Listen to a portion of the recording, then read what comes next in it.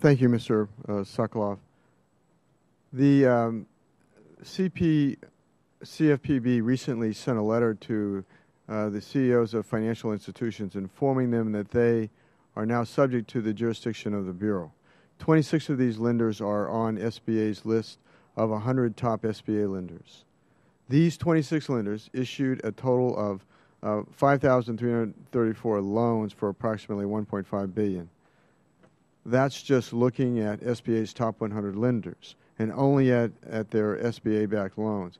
If is CFPB considering how actions against larger institutions will impact small business lending?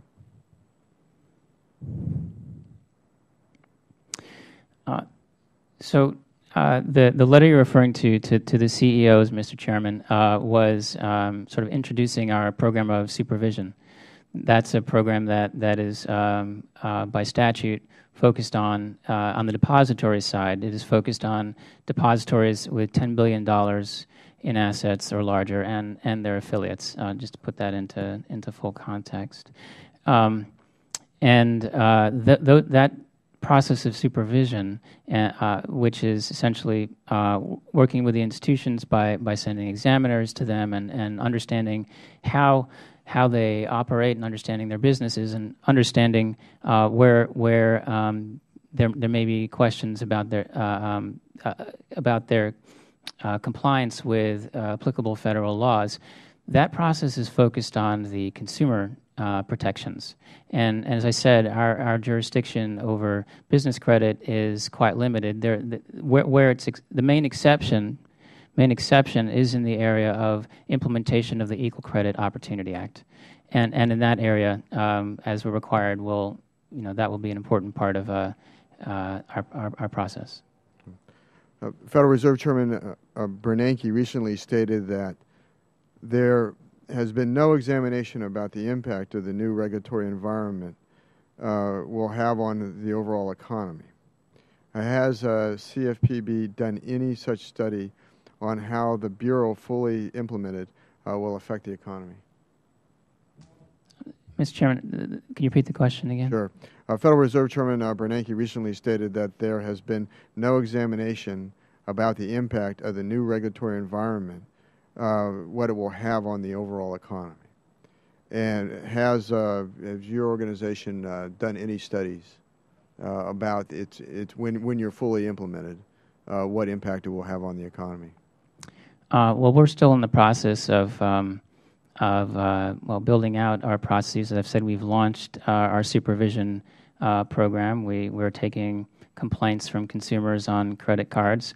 We're working diligently in the area of regulations. Our focus is on regulations that Congress has directed us to adopt and implement, under the Dodd-Frank Act.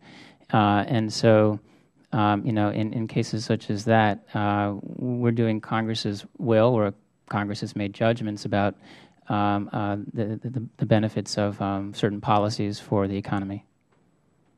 One of my concerns about CFPB is that when you have an agency charged with looking for problems, they have a tendency to find them, whether they exist or not.